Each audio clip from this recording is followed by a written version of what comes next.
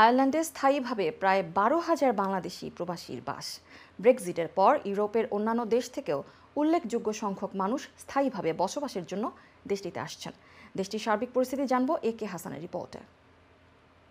ইংরেজি ভাষাভাষীদের জন্য ইউরোপের দ্বিতীয় দেশ আয়ারল্যান্ড। 1990 সালের গোড়া থেকে হাতে গোনা কয়েকজন বাংলাদেশি এদেশে আসলেও মূলত 2000 সালের পর থেকে বাংলাদেশিরা স্থায়ীভাবে বসবাস শুরু করেন। বর্তমানে স্থায়ীভাবে প্রায় 12,000 প্রবাসী বাংলাদেশের বসবাস। ব্রেক্সিট হওয়ার কারণে ইংল্যান্ড এবং অর্থনৈতিকভাবে শক্তিশালী ও ইংরেজি ভাষার কারণে ইউরোপের অন্যান্য দেশ থেকেও উল্লেখযোগ্য সংখ্যক মানুষ স্থায়ীভাবে বসবাসের জন্য আয়ারল্যান্ড এখন অনেকের পছন্দের তালিকায়। বর্তমানে পর্তুগাল, ফ্রান্স, ইটালি, স্পেনের সাথে পাল্লা দিয়ে যেন বাড়ছে প্রবাসী বাংলাদেশিদের সংখ্যা। ব্রিটেনে ওয়ার্ক পারমিট ও অন্যান্য বিষয়ে আসা অনেকেই নানা প্রতিবন্ধকতার কারণে এসেছেন আয়ারল্যান্ড।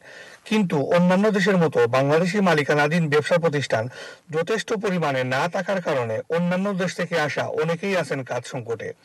ব্রিটেন থেকে আসা মানুষের কাজের অনুমতি না থাকা এবং ইউরোপের অন্যান্য দেশ থেকে আসা মানুষের ভাষার দক্ষতা না থাকার কারণে এই কাজ সংকট বলে মনে করেন অনেকে। আমরা যারা ইউরোপের বিভিন্ন দেশ থেকে আয়ারল্যান্ডে বসবাসের জন্য এসেছি, আমরা পূর্বে যা শুনে এসেছি শতভাগ সত্যি নয়। আয়ারল্যান্ডের বর্তমান পরিস্থিতি ইউরোপের বিভিন্ন দেশের মতো প্রায় সমান। রয়েছে আবাসন সংকট, এছাড়াও যোগাযোগ ব্যবস্থা ভালো নেই, নেই মেট্রো আন্ডারগ্রাউন্ড, ড্রাইভিং লাইসেন্স খুবই জরুরি। এ অবস্থায় সঠিক তথ্য না জেনে আয়ারল্যান্ড পাড়ি দিয়ে অনেক বাংলাদেশিরা এই বিপাকে পড়েছেন। আয়ারল্যান্ড থেকে AK হাসান, ION TV।